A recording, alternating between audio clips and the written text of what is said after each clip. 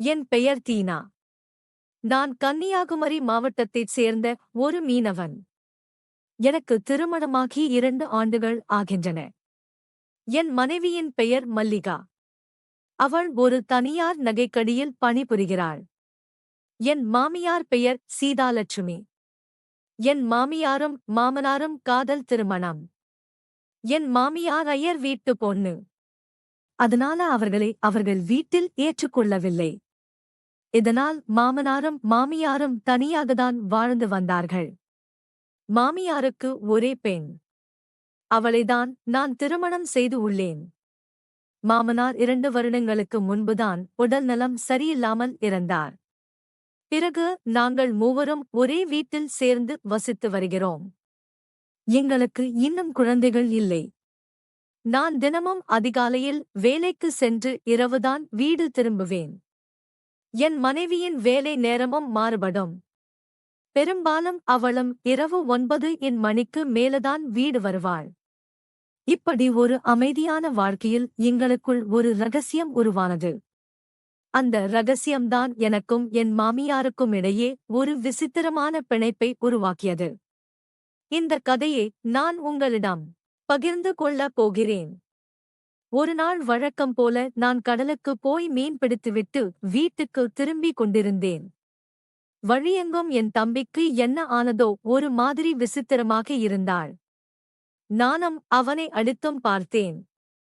அவன் மண்டையில் அடிவாங்கி வாந்தி எடுத்தும் எந்த பயனும் இல்லை.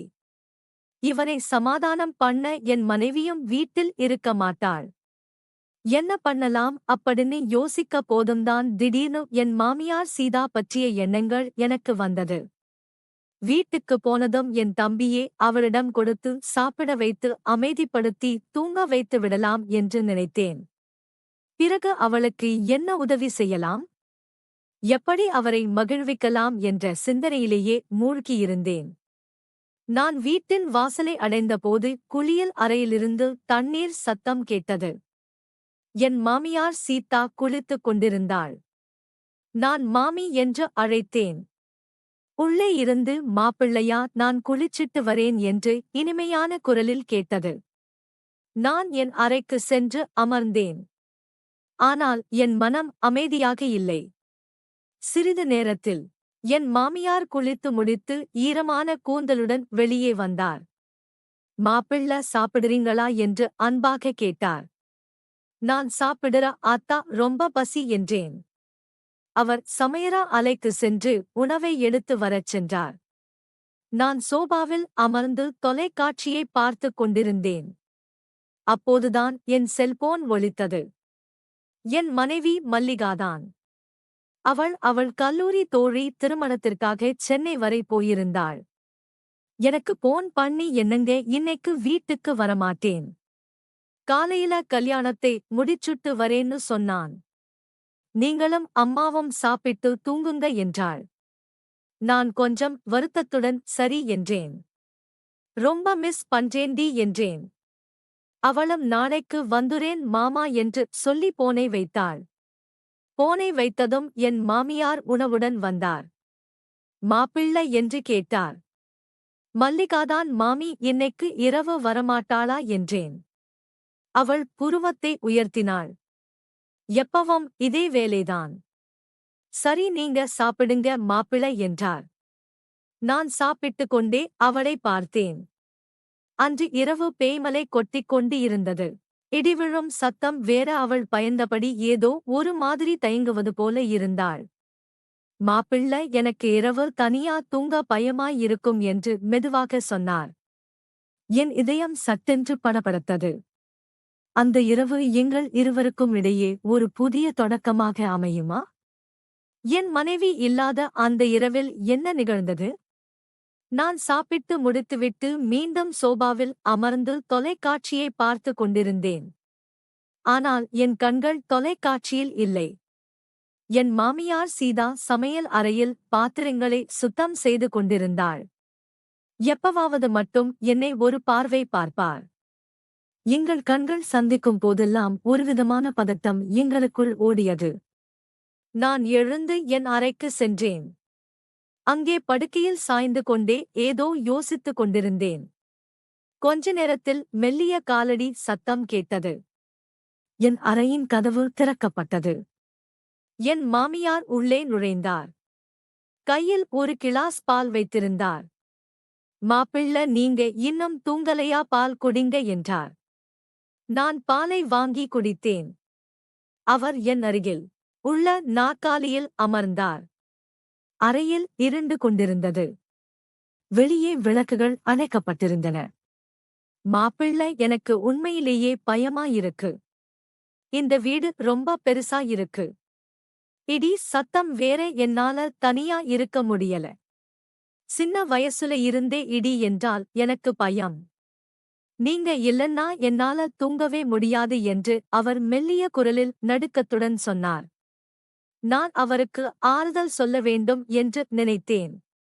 பயப்படாதீங்க அத்த, நான் இருக்கேன் என்றேன். ஆனால் அடுத்து அவர் சொன்ன வார்த்தைகள் என்னை அதிர்ச்சியில் ஆழ்த்தியது. மாப்பிள்ள, நீங்க இன்னைக்கு என் அறையில வந்து தூங்க முடியுமா? எனக்கு மிகவும் பயமாக இருக்கு என்று கொஞ்சம் குரலில் கேட்டார். எனக்கு ஒரே நேரத்தில் ஆச்சரியமும் பதட்டமும் ஒருவிதமான பரபரப்பும் ஏற்பட்டது. என்ன பதில் சொல்வது என்று எனக்கு தெரியவில்லை. மனம் முழுவதும் துள்ளி குதித்துக் கொண்டு இருந்தது. என் மனைவி இல்லாத நேரம் நானும் என் மாமியாரும் மட்டும். இது முறையா இல்லையா? என் மனம் இரண்டாக பிளவுபட்டது. ஆனால் அந்த சமயத்தில் அவரை மறுபதும் இயலாத காரியமாக இருந்தது. மாமி, அது சரியில்ல. மல்லிகாவுக்கு தெரிஞ்சா என்று நான் தயங்கிக் கொண்டே கேட்டேன். அவளுக்கு எப்படி தெரியும்? அவ இன்னைக்கு வரமாட்டாளே. நீங்க மனசு வைங்க மாப்பிள்ள, எனக்கு நீங்கதான் ஆதரவு என்று அவர் என் கையை பிடித்து கொண்டார். அவருடைய கண்களில் ஒரு வேண்டுகோள். நான் ஒரு ஆழ்ந்த மூச்சு விட்டேன். சரி மாமி, இன்னைக்கு மட்டும், ஆனால் யாரிடமும் சொல்லக்கூடாது என்றேன். அவர் உடனே சம்மதித்தார். நாங்கள் இருவரும் அவருடைய அறைக்கு சென்றோம். அங்கே நான் படுக்கையில் ஒரு பக்கமும் அவர் மறுபக்கமும் படுத்தோம். ஆனால் நாங்கள் இருவரும் உறங்கவில்லை. சிறிது நேரம் கழித்து இடி பழுத்த சத்தத்துடன் விழ அவர் என்னை நெருங்கினார். மாப்பிள்ள, கொஞ்சம் என்னை கட்டிக் கொள்ளுங்கள், பயம் போயிடும் என்று மெல்லிய குரலில் சொன்னார். நான் அவரை அணைத்துக் கொண்டேன். அந்த நேரத்தில் எங்களுக்குள் ஏதோ ஒரு மாயம் நிகழ்ந்தது. இருவரும் உற்சாகத்தில் ஆழ்ந்தோம். காலையில் எழுந்தபோது நானும் என் மாமியாரும் ஒருவரை ஒருவர் பார்த்து கொண்டோம். நாங்கள் எதுவும் பேசிக்கொள்ளவில்லை. ஒரு மிலன உடன்பாடு. நான் என் அறைக்கு சென்று குளித்தேன். அப்பொழுதுதான் என் மனைவி மல்லிகா வீட்டுக்கு வந்தாள். என்னங்க நைட் எப்படி இருந்தீங்க என்று கேட்டாள். அதற்குள் என் மாமியார் அங்கு வந்தார். மாப்பிள்ளையே, நான் பார்த்துக்கிட்டேன், கவலைப்படாதே என்றார். நானும் என் மாமியாரும் ஒருவரை ஒருவர் மறைமுகமாக பார்த்து சிரித்துக் கொண்டோம். தொடர்ந்து என்ன நடந்தது? இந்த ரகசியம் மல்லிகாவுக்கு தெரியாமல் இருக்குமா? அன்று காலை நான் வேலைக்கு கிளம்பிய போது என் மனம் முழுவதும் என் மாமியார் நினைவுகளாக இருந்தது. மீன் பிடிக்கும் வேலை என்பது உடல் உழைப்பு மிக்கது. ஆனால் அன்று என் உடம்பில் சோர்வாக இருந்தாலும் மனதில் ஒரு புதிய சுறுசுறுப்பு இருந்தது. நான் வேலை செய்யும் இடத்தில் இருந்த என் நண்பன் கவின் என்னிடம், தீனா, இன்னைக்கு என்ன ரொம்ப சந்தோஷமா இருக்க என்று கேட்டான். ஒண்ணுமில்லை என்று சொல்லி சிரித்தேன். ஆனால் உண்மையில் நேற்று இரவு நடந்ததை நான் நினைத்து பார்த்து கொண்டே இருந்தேன். என் மாமியாரின் தொடுதல், அவருடைய குரலில் அந்த தேனிசை, அவளுடைய அரவணைப்பு எல்லாமே என் மனதை சுழல வைத்தன. மாலை நேரமாகியும் என்னால் வேலையில் கவனம் செலுத்த முடியவில்லை. 7 மணிக்கெல்லாம் நான் வீட்டுக்கு புறப்பட்டுவிட்டேன். வீட்டுக்கு வந்தபோது எதிர்பாராத விதமாக என் மனைவி மல்லிகா அங்கு இருந்தாள். என்னங்க இன்னைக்கு சீக்கிரமா வந்துட்டீங்க என்று வியப்புடன் கேட்டாள். நான் திடுக்கிட்டேன். வேலை முடிஞ்சிருச்சு என்று சொல்லி சமாளித்தேன். எனக்கும் இன்னைக்கு லீவு, நம்ம 2 பேரும் சேர்ந்து சாப்பிடலாம் என்று அவள் மகிழ்ச்சியுடன் சொன்னாள். நான் கொஞ்சம் பதட்டமாக சரி என்று கூறினேன். என் மாமியார் சீதா சமையலறையில் இருந்தார். அவர் வெளியே வந்து மாப்பிள்ளை இன்னைக்கு சீக்கிரமா போச்சு என்று சொன்னார். நான் என் மனதுக்குள் ஒன்று வைத்துக்கொண்டு ஆமா மாமி என்றேன். மல்லிகா எங்கள் இருவருக்கும் இடையே இருந்த பதட்டத்தை உணர்ந்தாலோ என்னமோ என்னங்க நீங்க 2 பேரும் ஒரு மாதிரி இருக்கீங்க என்று கேட்டாள். ஒன்றுமில்லை வேலை சோர்வு என்றேன். என் மாமியாரும் அதற்கு சம்மதித்தார். இரவு சாப்பிட்டுவிட்டு நாங்கள் மூவரும் தொலைக்காட்சி பார்த்துக் கொண்டிருந்தோம். படுக்கை நேரம் வந்ததும் மல்லிகாவும் நானும் எங்கள் அறைக்கு சென்றோம். 1 மணி நேர ஓடலுக்குப் பிறகு சிறிது நேரத்தில் அவள் உறங்கி போனாள். ஆனால் எனக்கு தூக்கம் வரவில்லை. நான் விழித்துக் கொண்டே வெறித்து பார்த்துக் கொண்டிருந்தேன். நள்ளிரவில் எங்கள் அறையின் கதவு மெதுவாக திறக்கப்பட்டது. ஒரு நிழல் உள்ளே நுழைந்தது. என் மாமியார் சீதாதான் அது. அவர் மெதுவாக என் அருகில் வந்து மாப்பிள்ள எனக்கு பயமாயிருக்கு நீங்க கொஞ்சம் வர முடியுமா என்று மெல்லிய குரலில் கேட்டார். என் இதயம் படபடத்தது. என் அருகில் என் மனைவி படுத்திருந்தாள். நான் மெதுவாக எழுந்து சரி என்று சைகை செய்தேன். நாங்கள் இருவரும் என் மாமியாரின் அறைக்கு சென்றோம். அங்கு என்ன நடந்தது? என் மனைவி பக்கத்தில் படுத்திருக்கும் போதே நான் என் மாமியாருடன் சென்றேன். ஒரு ஆபத்தான விளையாட்டு. நான் என் மாமியார் சீதாவின் அறைக்கு சென்றேன். எங்கள் இருவருக்குள்ளும் பேசாமல் ஒரு பதட்டம். அவருடைய அறையில் இருள் சூழ்ந்திருந்தது. ஜன்னல் வழியாக நிலவொளி மட்டும் மங்கலாக தெரிந்தது.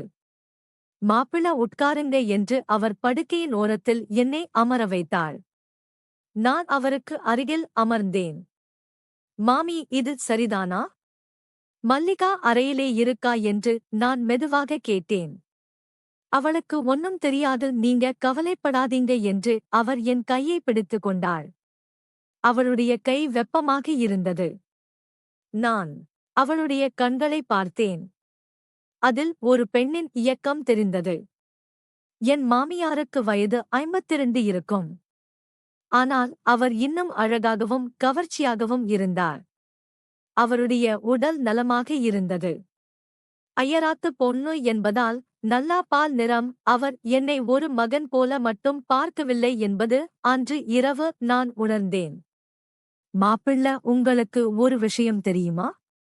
நீங்க இந்த வீட்டுக்கு வந்ததிலிருந்து எனக்கு ரொம்ப பிடிச்சிருக்கு என்று அவர் தயக்கத்துடன் சொன்னார். நான் அதிர்ச்சி அடைந்தேன். மம்மி அப்படி சொல்லாதீங்க நீங்க என் மனைவியின் அம்மா என்று நான் பதில் சொன்னேன். அது எனக்கு தெரியும் ஆனா மனசு கட்டுப்படுறதா இல்லை. நேத்து இரவு நீங்க என்ன அணைச்சிக்கிட்டீங்கங்க அந்த உணர்வு இன்னும் என்னை விட்டு பிரியல என்று அவர் முணுமுணுத்தார். நான் ஒன்றும் பேச முடியாமல் திகைத்தேன். அவர் என் முகத்தை நெருங்கினார். இன்னைக்கு ஒரு முறை ப்ளீஸ் என்று கெஞ்சினார். என்னால் மறுக்க முடியவில்லை. ஏனெனில் என் மனதிலும் அதே எண்ணம் இருந்தது. நாங்கள் ஒருவரை ஒருவர் அணைத்துக் கொண்டோம். நாங்கள் அப்படியே நெருங்கி படுத்தோம். அவர் என் மார்பில் தலை வைத்துக் கொண்டார். நான் அவருடைய கூந்தலை வருடி கொடுத்தேன். எங்களுக்குள் பேசாமல் ஒரு இனிமையான தருணம். திடீரென எங்கள் அறையின் கதவு தட்டப்பட்டது. என் மனைவி மல்லிகாவின் குரல்.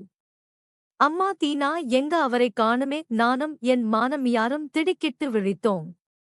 என் மாமியாருக்கு முகம் வெளுத்து போனது. மாப்பிள்ள ஒன்னும் பேசாதீங்க நான் பாத்திக்கிறேன் என்று மெதுவான குரல் கொடுத்தாள். மல்லிகா நான் தூங்கிக்கிட்டு இருக்கேன். மாப்பிள்ளை காத்து வாங்க ஏதாவது வெளியே போயிருப்பாரு என்றேன். ஆனால் மல்லிகா நம்பவில்லை.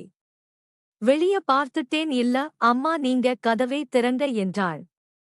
இப்போது என்ன நடக்கும்? எங்கள் ரகசியம் வெளிப்படுமா? மல்லிகா கதவை திறந்தால் என்ன நடக்கும்? மல்லிகா கதவை தட்டிக் கொண்டே இருந்தாள். என் மாமியார் சீதா என்னை பார்த்து மாப்பிள்ள நீங்க இந்த அறையின் பின்புற கதவு வழியாக உங்கள் அறைக்கு போயிடுங்க என்று மெதுவாக சொன்னார். ஆனால் அந்த வீட்டில் பின்புற கதவு இல்லை என்பது எனக்கு தெரியும். அசையாமல் நின்றேன். மாமி போய் சொல்லி ஆகப் போறது ஒண்ணுமில்லை உண்மையே சொல்லிடுவோம் என்றேன். ஆனால் அவர் பதறினார். வேண்டாம் மாப்பிள, என் மகளை இழக்க நான் விரும்பல என்று அவர் என்னை கெஞ்சினார். நான் பெருமூச்சு விட்டேன். சரி, நானே கதவை திறப்பது என்று முடிவு செய்வேன். நான் நேராக சென்று கதவை திறந்தேன்.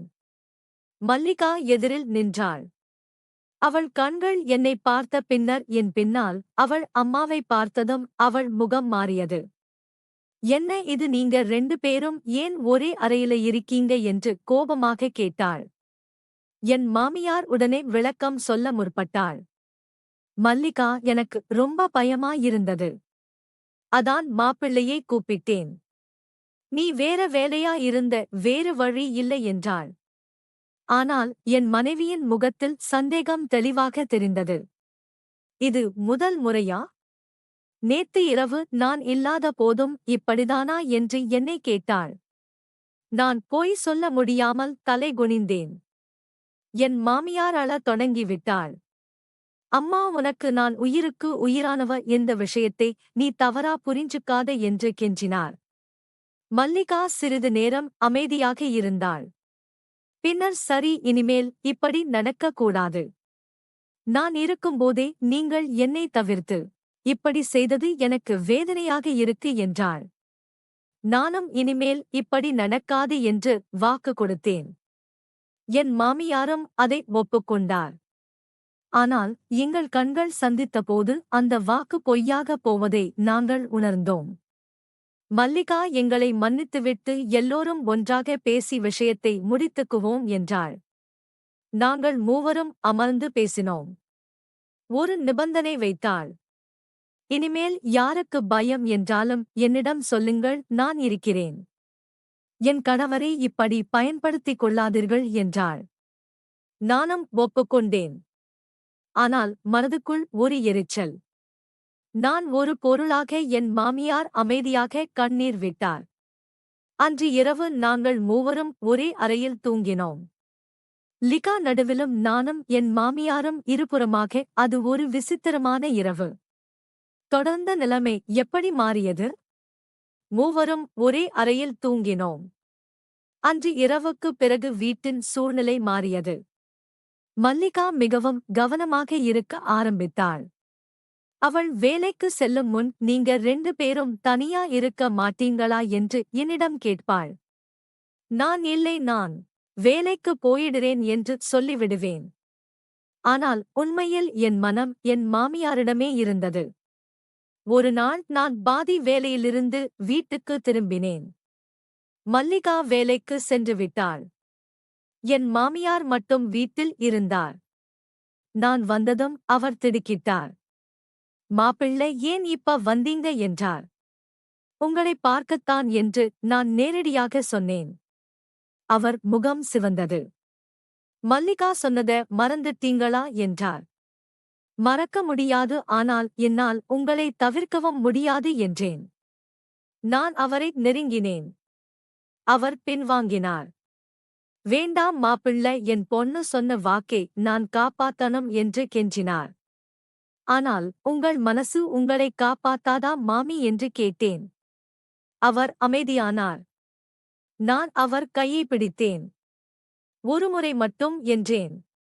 அவர் என்னை பார்த்தார். அந்த பார்வையில் ஒரு சம்மதமும் இருந்தது. நாங்கள் மீண்டும் அவருடைய அறைக்கு சென்றோம். இந்த முறை நாங்கள் எந்த தயக்கமும் இல்லாமல் ஒருவரை ஒருவர் அணைத்துக் கொண்டோம். அது ஒரு மதிய வேளை. வெளியே சூரியன் உச்சியில் இருந்தான்.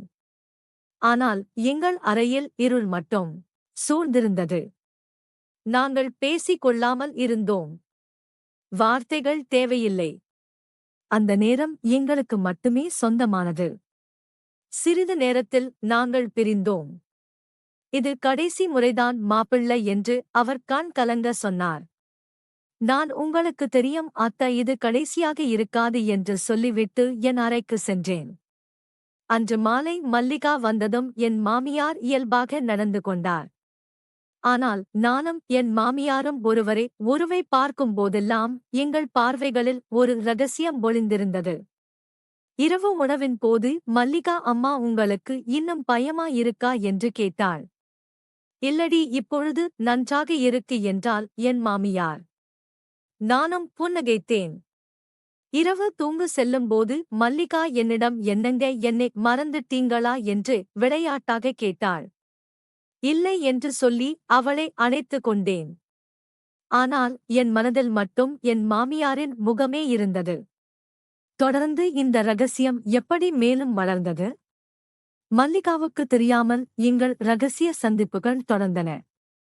ஆனால் ஒரு நாள் எதிர்பாராத விதமாக ஒரு சம்பவம் நடந்தது. வாரங்கள் கடந்தன. என் மாமியார் சீதாவுக்கும் எனக்கும் இடையேயான ரகசிய உறவு தொடர்ந்தது. மல்லிகா அதை சந்தேகிக்கவில்லை. ஆனால் ஒரு நாள் என் மனைவி எதிர்பாரா விதமாக மதியம் வீட்டுக்கு வந்துவிட்டாள். அன்று நானும் என் மாமியாரும் அவருடைய அறையில் இருந்தோம். திடீரென வாசக்கதவு திறக்கும் சத்தம் கேட்டது. நாங்கள் திடுக்கிட்டு போனோம். என் மாமியார் முகம் வெளுத்து போனது. மாப்பிள்ள ஜன்னல் வழியா போயிடுங்க என்றார். ஆனால் ஜன்னல் மிகவும் உயரத்தில் இருந்தது. என்னால முடியாது மாமி, நான் இங்கேயே இருக்கேன் என்றேன். மல்லிகாவின் குரல் கேட்டது. அம்மா எங்க இருக்கீங்க என்று கேட்டுக்கொண்டே எங்கள் அறைக்குள் வந்தாள். கதவு பூட்டி இருந்தது. அம்மா கதவை திறங்க என்றாள். என் மாமியார் நடுங்கிக் கொண்டே கதவை திறந்தாள்.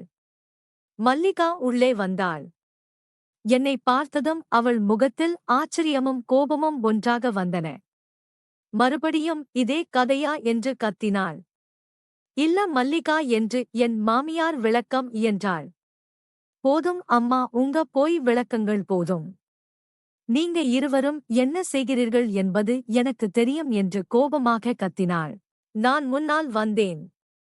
மல்லிகா, கோபப்படாத, ஒரு விஷயத்தை சொல்றே என்று என்ன சொல்லப் போறீங்க? உங்களுக்கு என் மீது பாசம் இல்லையா? நீங்க என் அம்மாவை தேர்ந்தெடுத்துட்டீங்களா என்று அழுதாள். என் மாமியார் தரையில் அமர்ந்து விட்டாள். மகளே, நான் தவறு செய்துவிட்டேன், மன்னித்துவிடு என்று கெஞ்சினார். நான் மல்லிகாவின் கையை பிடித்தேன். உன்னை பிரிய மாட்டேன். இந்த விஷயம் மட்டும் நமக்குள்ள இருக்கட்டும். நம்ம குடும்பத்தை காப்பாத்தணும் என்றேன். மல்லிகா நீண்ட நேரம் அமைதியாக இருந்தாள். அவன் கண்களில் இருந்து கண்ணீர் வழிந்தது. நான் என்ன செய்வது? உங்கள் இருவரையும் நான் தனியாக பிரிக்க முடியாது. ஆனால் இந்த வழியையும் என்னால் சுமக்க முடியாது என்றாள். என் மாமியார் எழுது அவளை அணைத்துக் கொண்டார்.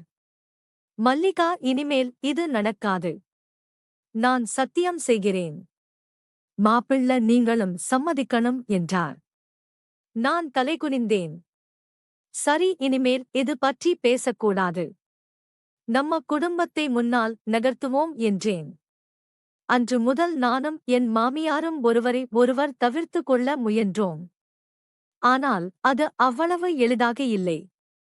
எங்களுக்குள் இருந்த மன இறுக்கம் எங்கள் குடும்பத்தையே பாதித்தது. தொடர்ந்து என்ன நடந்தது? மல்லிகாவின் கண்டுபிடிப்புக்குப் பிறகு எங்கள் குடும்ப சூழ்நிலை மிகவும் மோசமானது. எங்கள் திருமணம் காப்பாற்றப்படுமா? அதற்கு என்ன வழி? அந்த சம்பவத்திற்குப் பிறகு 3 மாதங்கள் ஓடின.